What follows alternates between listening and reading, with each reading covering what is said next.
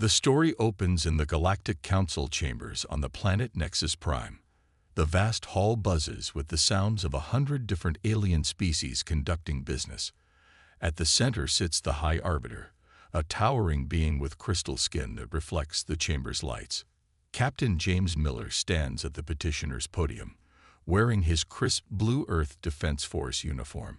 Behind him, his small delegation of 5 other humans waits nervously. The other species in the chamber point and whisper, their various appendages gesturing dismissively at the human group. "So these are the humans?" asks Counselor Vex, a reptilian creature with scales that shimmer green. His voice carries clear amusement. "The species that still uses chemical rockets." Laughter ripples through the chamber. Captain Miller's jaw tightens, but he maintains his composure. He steps forward and activates his translator device. "Honorable Council members," Miller begins, "humanity requests membership in the Galactic Coalition. We offer our resources, our knowledge, and our commitment to peaceful cooperation." This triggers more laughter. Counselor Thale, an insectoid being with 4 arms, clicks his mandibles in what passes for their species' version of chuckling. What could a species barely out of their own solar system possibly offer us? The High Arbiter raises one crystalline hand for silence. "Tell us, human, what makes your species worthy of membership? What technology do you possess that we lack?" Miller takes a deep breath. "We have made significant advances in medicine, agriculture, and..." He pauses, knowing how weak this sounds. "We have strong principles of democracy and freedom." The chamber erupts in renewed laughter. Counselor Vex leans forward, his yellow eyes gleaming with mockery. "Democracy, freedom, such primitive concepts. You still fight wars over resources we mastered millennia ago. Your fastest ships barely reach 1/10 light speed," adds Counselor Thale. "Your weapons are crude projectiles and simple energy beams. Your entire civilization runs on outdated fusion power." The High Arbiter's expression remains neutral, but there's a hint of condescension in his voice. "The Council appreciates your enthusiasm. However, membership requires contributing something of value to our collective knowledge and capabilities." Miller feels the weight of failure settling on his shoulders. Behind him, Dr. Lisa Park, Earth's lead physicist, whispers urgently, "Tell them about the dark matter research." "We are conducting advanced research into dark matter manipulation," Miller announces, grasping at this last hope. The laughter stops for a moment, then returns twice as loud. Counselor Vex actually slaps his scaled knee. "Dark matter. The invisible substance that makes up most of the universe. The thing that has puzzled civilizations for millions of years. Every species tries to crack dark matter eventually," Counselor Thale adds, his voice dripping with amusement. "It's like a rite of passage for developing civilizations. None have succeeded." The High Arbiter nods slowly. "The Zephyrians spent 10,000 years trying to harness dark matter. The Cronits dedicated their entire scientific establishment to it for 5 millennia. Both are now extinct from the effort. But we have made progress." Dr. Park steps forward, her voice shaking slightly. "We've successfully isolated dark matter particles in laboratory conditions." This statement causes another wave of mockery. Isolation is not manipulation. The High Arbiter responds coldly. "Even children can isolate dark matter particles. The challenge is controlling them, weaponizing them, using them for practical applications." Counselor Vex stands up, his massive frame casting a shadow over the human delegation. "Humans, your request is denied. Return to your little blue planet and focus on joining the galactic community when you have something real to offer, perhaps in another 1,000 years." The gavel falls with a resounding crack that echoes through the chamber. The other species begin filing out, still chuckling and making jokes about the presumptuous humans who thought they could solve the dark matter puzzle. As the human delegation prepares to leave, Miller overhears snippets of conversation from various aliens. "Did you hear? The humans think they can crack dark matter. Next they'll claim they can travel through time. Such an amusing species, so full of hope and ignorance. The humans walk through the corridors of Nexus Prime with their heads held high, but inside, they'd burn with humiliation. The sting of rejection cuts deep, but something else grows alongside it: determination. Back on their transport ship, Dr. Park looks at Captain Miller with fire in her eyes. "They have no idea what we're capable of," she says quietly. Miller nods, his jaw set with grim determination. "Then let's show them." The ship turns toward Earth, carrying with it the seeds of what would become the galaxy's greatest shock. 3 years had passed since the humiliation at Nexus Prime. On Earth, in the underground laboratories beneath the Rocky Mountains, Dr. Lisa Park stared at readings that should have been impossible. "Run the test again," she whispered to her assistant, Dr. Tom Hayes. Her hands trembled as she watched the dark matter particles dance in perfect formation within the containment field. The laboratory buzzed with activity. 50 of Earth's brightest scientists worked around the clock in shifts. The failure at the Galactic Council had sparked something fierce in humanity, a determination to prove their worth that bordered on obsession. Dr. Hayes checked the instruments again. "The readings are consistent, Lisa. We're not just containing dark matter anymore. We're controlling it." Park walked closer to the containment chamber. Inside, streams of invisible dark matter moved like liquid mercury, bending and twisting according to her mental commands transmitted through the neural interface headset. What the galaxy's greatest minds had failed to achieve in millions of years, humanity had cracked in less than 4. "How is this possible?" whispered Dr. Anna Ross, the project's quantum physicist. "Every theory said this was impossible." Park smiled grimly. "Maybe that's why we succeeded. We didn't know it was impossible, so we didn't limit ourselves to what others thought could be done." The breakthrough had come from an unexpected source. While other species had tried to force dark matter into submission using massive technological apparatus, humanity had taken a different approach. They had studied how dark matter interacted with consciousness itself. Dr. Hayes pulled up holographic displays showing their research data. "The neural pathway integration is stable. The dark matter responds to human brainwave patterns in ways we never imagined. It's almost like it wants to be controlled," added Dr. Ross, her voice filled with wonder. "Like it's been waiting for the right kind of mind to come along." Park nodded slowly. 3 years ago, they had barely been able to isolate dark matter particles. Now she could make them perform complex maneuvers with a simple thought. The implications were staggering. "Have you told Captain Miller about the weapons applications?" Dr. Hayes asked quietly. Park's expression grew serious. "That's tomorrow's test, if this works the way I think it will." The next morning, in a sealed testing chamber deep underground, Park stood before a thick wall of reinforced titanium. She wore the neural interface headset, its sensors glowing softly against her temples. Around her, monitoring equipment recorded every detail. "Target acquired," she announced calmly.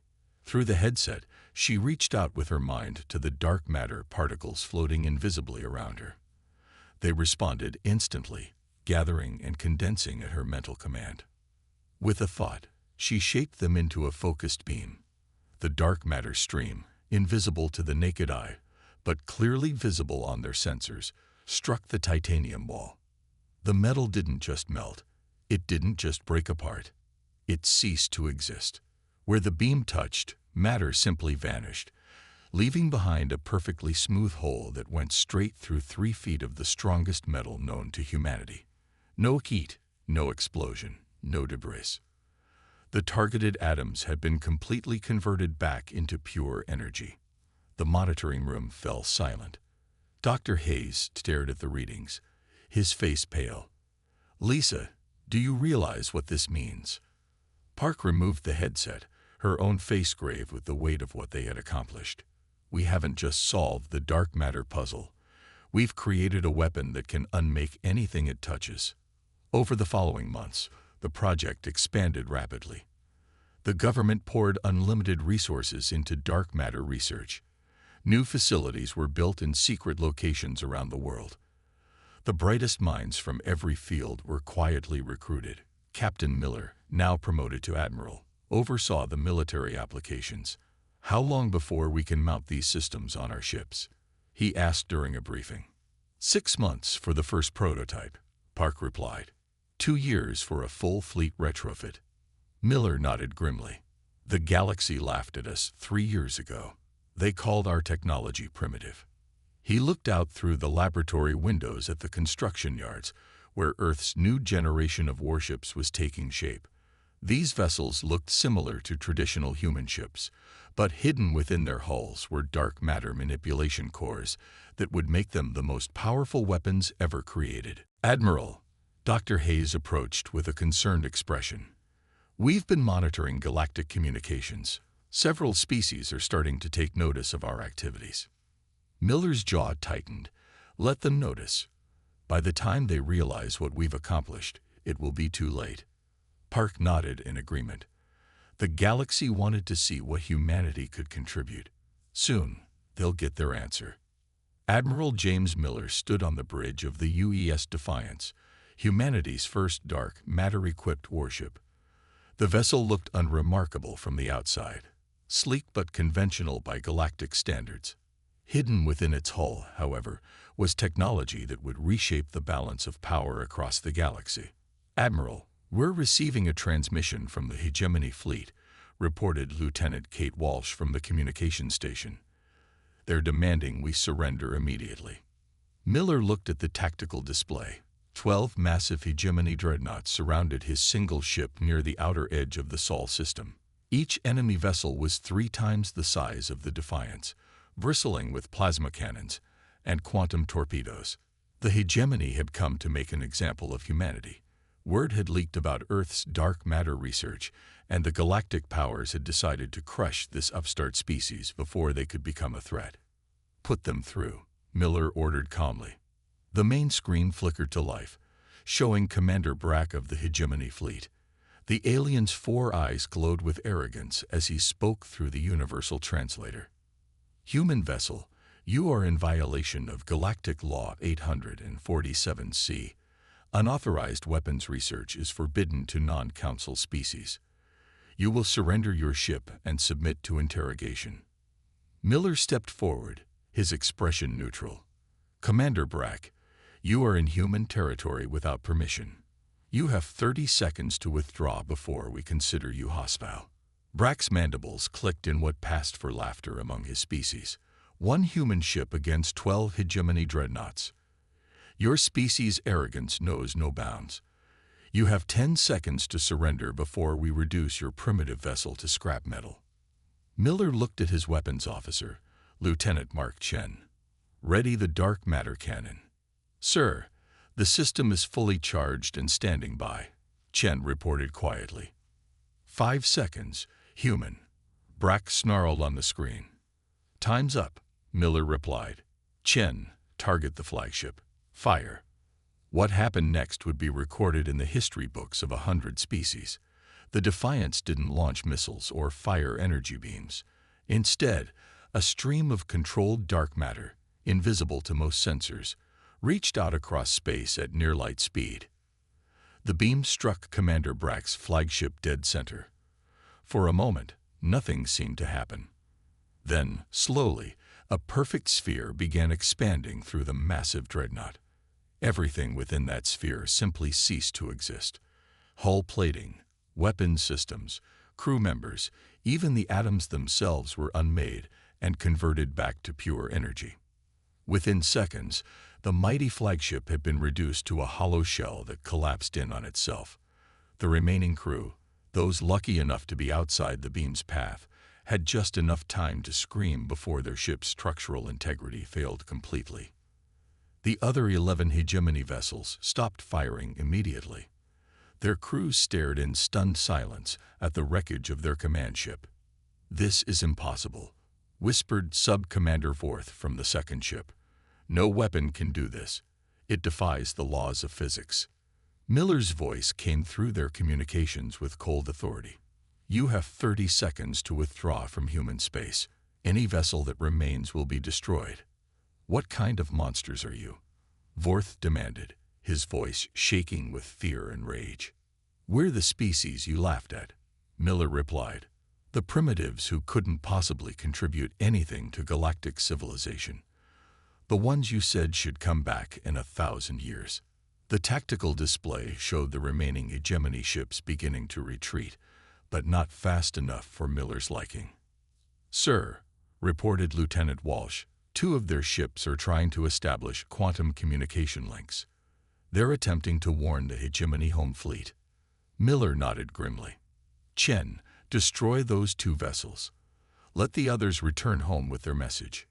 2 more dark matter beams lanced out. The targeted dreadnoughts didn't even have time to raise their shields before they were unmade, leaving only expanding clouds of debris and energy. The remaining 9 hegemony ships fled at maximum speed, their crews traumatized by what they had witnessed. Behind them, the Defiance hung motionless in space, looking as innocent as ever. "Admiral!" Dr. Park's voice came through the ship's internal communications from the dark matter control room. The weapon performed flawlessly. Power consumption was minimal, and we can fire again immediately if needed. Miller nodded, though his expression remained troubled. "Good work, Doctor, but I have a feeling this was just the beginning." Lieutenant Walsh looked up from her station. "Sir, we're detecting massive fleet movements throughout the galaxy. Every major power is mobilizing their forces." "They're scared," Miller observed. "Good. Fear will make them think twice before threatening humanity again." But even as he spoke, Miller knew that this demonstration would have consequences far beyond what anyone could imagine. The galaxy had laughed at humanity for the last time. Now, they would learn to fear the species they had once dismissed as primitive children playing with simple rockets. The age of human dominance had begun. The emergency session of the Galactic Council convened within hours of the hegemony fleet's destruction. Representatives from dozens of species filled the great chamber on Nexus Prime, their faces showing emotions ranging from terror to outrage to disbelief. High Arbiter Corvin, his crystalline form dim with worry, called for order. "We have all seen the reports. 3 hegemony dreadnoughts were destroyed by a single human vessel using an unknown weapon technology." Counselor Vex, the same reptilian who had mocked humanity years earlier, stood with his scales now pale with fear. The survivors described their ships being unmade at the molecular level. "This is impossible technology. It violates everything we know about physics." "Impossible or not, it happened," declared General Thane of the Chronid Empire. The insectoid warrior's mandibles clicked nervously. "My science division has analyzed the debris field. The matter wasn't destroyed. It was converted directly back to energy. No known weapon can achieve this." Counselor Mora of the Zephyrian Republic rose from her floating platform. "We underestimated them. The humans weren't boasting about their dark matter research. They actually achieved what our greatest civilizations failed to accomplish." A new voice cut through the murmur of the crowd. "Perhaps we should have listened to them 3 years ago instead of laughing." All eyes turned to Ambassador Rex of the Centauri Federation, one of the few species that had remained neutral during humanity's first council appearance. "You're suggesting we should have accepted these primitives into our ranks?" Counselor Vex hissed. "I'm suggesting that calling them primitive was our first mistake," Rex replied calmly. "And our last mistake may be trying to contain them now." High Arbiter Corvin raised his hand for silence. "The question before us is simple. What do we do about the human threat?" General Thane stepped forward, his 4 arms spread wide. "We combine our fleets. Every species, every ship. We overwhelm them with numbers before they can build more of these weapons. And how do you overwhelm an enemy that can unmake your entire fleet with invisible beams?" asked Ambassador Rex. The hegemony thought 12 dreadnoughts would be enough. They were wrong. Counselor Mora's tentacles writhed with agitation. "Our intelligence reports suggest the humans have been building these weapons for months. They may already have an entire fleet equipped with this technology." The chamber erupted in panicked voices. Species that had been enemies for millennia suddenly found themselves united by a common fear. the small blue planet that had gone from joke to existential threat in a matter of years. We could offer them council membership, suggested Councillor Nix of the Trade Consortium. Give them what they originally wanted. Perhaps they'll be satisfied with that. General Thane's laugh was bitter. You think they'll forget how we treated them? The humiliation we heaped on their delegation. These humans have long memories and longer grudges. High Arbiter Corvin accessed his personal communications device. I'm receiving reports from across the galaxy. Human ships have been detected in 17 different systems. All previous contact attempts have been ignored. They're mapping our territories, realized Councillor Vex, his voice hollow with dread. They're preparing for something bigger. Meanwhile, light years away in the Alpha Centauri system, Admiral Miller stood in the command center of humanity's new military headquarters. Around him, holographic displays showed the positions of human fleets throughout the galaxy. Admiral, reported Captain Dana Webb, his chief of operations, our reconnaissance ships have completed their surveys. We now have detailed information on every major military installation within 50 light years of Earth. Miller nodded grimly. And their fleet movements. Massive mobilization across all species. The Galactic Council has issued a general alert. They're trying to coordinate a united response. Dr. Park entered the command center, her face showing a mixture of pride and concern. James, we've completed production of the first 100 dark matter cores. The new fleet will be ready for deployment within the week. 100 ships with dark matter weapons, Miller mused. Against how many thousand enemy vessels? Numbers don't matter anymore, Park replied quietly. One of our ships can take on an entire enemy fleet. The question is whether we want to. Miller turned to look at Earth through the command center's massive viewport. The blue marble hung peacefully in space, unaware that it had become the most feared planet in the galaxy. They had their chance to accept us as equals, he said finally. They chose to mock us instead. Now they're terrified of what we've become. Captain Webb looked up from her tactical display. Sir, we're receiving a transmission from Nexus Prime. It's the High Arbiter himself. Miller smiled coldly. Put him through. Let's hear what the mighty Galactic Council wants to say to the primitives now. The galaxy that had once laughed at humanity now trembled at the mention of their name. The transmission from High Arbiter Corvin appeared on the main screen in humanity's command center. The crystalline being's form flickered with nervous energy as he addressed Admiral Miller directly. Admiral Miller, I am High Arbiter Corvin of the Galactic Council. We need to discuss the current situation. Miller stood with his hands clasped behind his back, his expression unreadable. Behind him, the command center hummed with activity as human officers coordinated their expanding fleet operations. High Arbiter, Miller replied formally. I remember you. You were there when humanity requested council membership 3 years ago. Corvin's crystalline features shifted uncomfortably. Yes, we may have been too hasty in our judgment.